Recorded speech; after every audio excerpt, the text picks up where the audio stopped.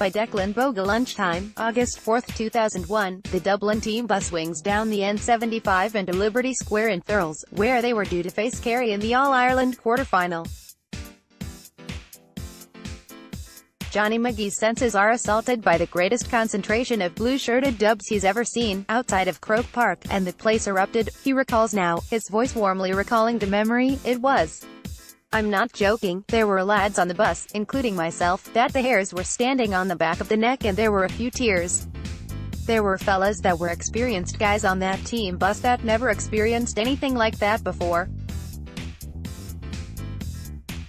It was pretty special. This was a rare example of the dubs on summer tour. The last time the suitcases had been required was back in the All-Ireland semi-final replay of 1983, with Cork eager to point out their drawn game represented a home game for Dublin and, as such, they deserved a home game for the replay. Remarkably, and as a standalone example of how history occasionally does not repeat itself, the dubs had no objection and so they took over the terrace behind the goals in Páirc Uí Chaoimh and christened it Hill 17. It took 18 years before they next set on a long bus journey, heading all the way down to the Horse and Jockey Hotel, just south of Thurles. Seasoned travelers they were not. Other teams used to the road had their ways of relieving tension while in camp.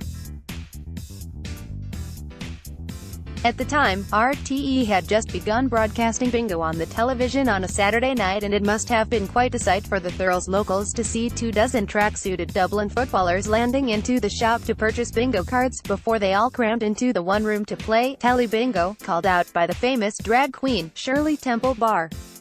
If the weekend needed an extra lurch into the surreal, it got it the following morning when the burly forward Vinnie Murphy parted his curtains and could hardly believe that Cole Meany, star of The Commitments and the Star Trek series, was standing fiddling with car keys. "Beam me up, Scotty," roared Murphy, and with Meany turning to see where the voice came from, got a full view of Murphy's bare ass.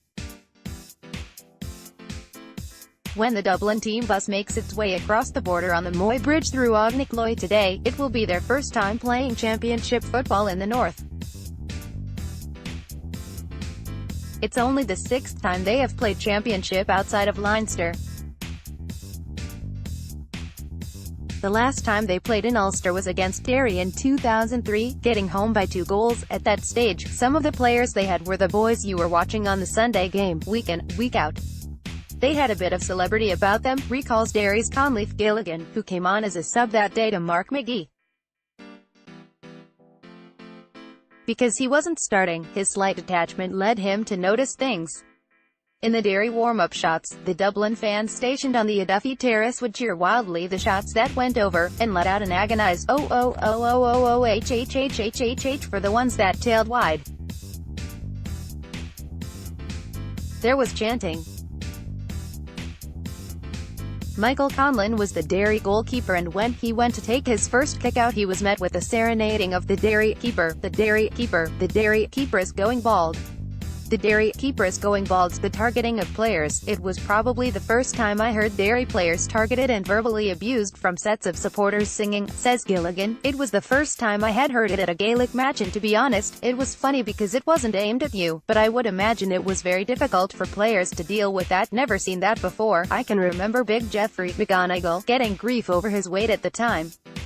As players, you could hear it. As much as Dublin would have enjoyed playing in Clones, Healy Park later this evening will be something unique. A total of 17,636 tickets were made available, and for a time it looked like the Dublin support might outnumber the home fans, but uptake among Tyrone clubs has been huge. In midweek, a picture was flying around WhatsApp accounts, showing that the sidelines in Healy Park were moved in tighter, to deny Dublin the width they like to attack with. It brings to mind a stunt by Donegal in 2013 when they left the grass a little longer than usual to successfully scupper the long-range free kicks of Tyrone's new goalkeeper, Niall Morgan. The relationship between Dublin and Tyrone has always been complex, all the country versus city hang-ups never far from the surface. The two played a bizarre challenge match in the Toronto Skydome for a St. Patrick's Festival in 1990. Wearing chunky tennis shoes and knee and elbow pads, the surface was rock hard and the O'Neill's ball behaved like a ping-pong ball. Referee Michael Greenan admitted he should have sent 6 off. An 18-year-old Peter Canavan got a punch on the throat. Sean Donnelly went to nail Kieran Duff. He went in for the ball and I took a swing with my boot and missed him. Then I took another swing at him and caught him the next time, recalled Donnelly last year, but when it was over, it was over. I mean, we had good crack after it. I have a photograph of me in the hotel afterwards, examining Kieran Duff's leg. Then came the 1995 All-Ireland final, Charlie Redmond refusing to leave the field, Tyrone's late equaliser being ruled out. By 2006, Tyrone were lording it over Dublin and delighting in doing so, telling them to their faces what a crowd of losers they all were. When Dublin came to Omagh in 2006 for a league game, they had enough, and so erupted. The Battle of Omagh. Games between the pair have always had a sense since that the lava is always about to erupt. Dublin football now is in a different, more sober, high-achieving age. Just imagine. Back in that 2001 game, Kerry were 8 points up with 12 minutes to go before Dublin hit them with a scoring blitz, leaving Kerry to rely on the shooting genius of Maurice Fitzgerald to earn a replay. Dublin supporters arrive at Thurles train station ahead of their drawn 2001 All-Ireland SFC quarter-final clash with Kerry. At the final whistle, Kerrymen trooped into the dressing rooms chastened. The Dubs, well, they tore off to the kill in an end to bounce up and down in front of their support as if they had won. What would Jim Gavin have now made of the Jim Gavin of that day, sitting on the bench? This collective are so much more assured of themselves. For example, whenever they played here in the league in early February, it was Jim Gavin himself who requested a brush and a dustpan. It has become cliché almost for teams to clean their own dressing room, a practice lifted out legacy, the defining book on All Blacks culture, but Dublin leave things better than new. Those making themselves busy behind the scenes speak about Gavin's friendly courtesy. After Dublin placed 2 sweepers in front of Lee Brennan in that league game and pulled Tyrone's game plan apart, they took their time, with red hand fans, mugging for selfies and signing autographs.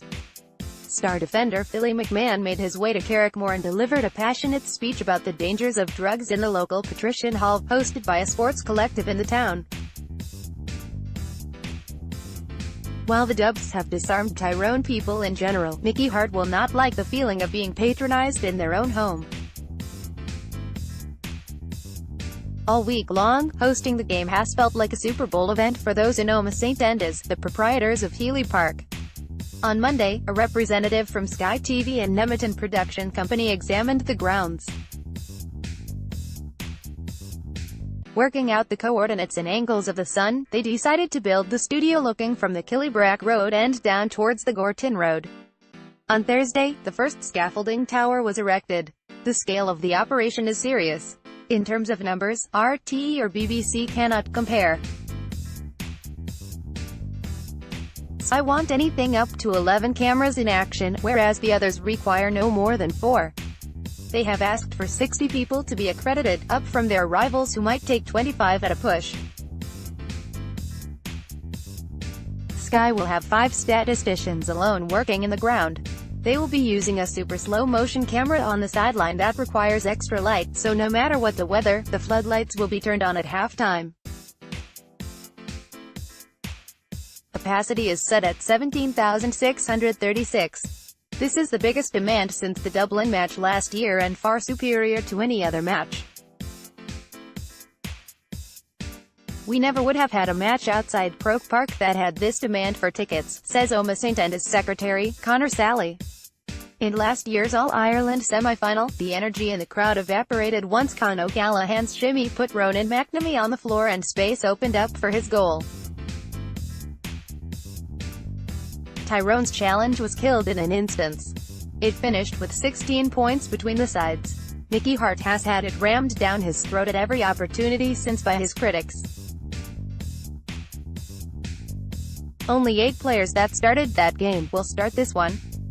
They have blended and seasoned their team throughout the campaign and pose a different threat with Richard Donnelly as full forward. They are set. Time for another Battle of Omagh.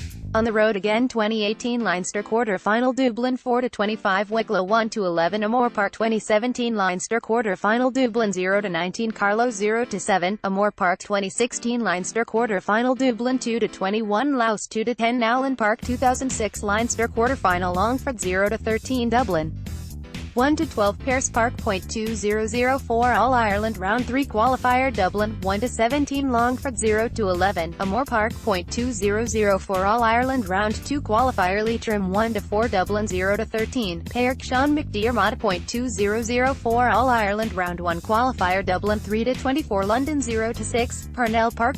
2003 All-Ireland Round 2 qualifier Dublin 3-9 Derry 1-9 St Tiernock's Park. 2002 Leinster quarter-final Wexford 1-10 Dublin 0-15 Dr. Cullen Park. 2001 All-Ireland quarter-final replay Kerry 2-12 Dublin 1-12 Semple Stadium.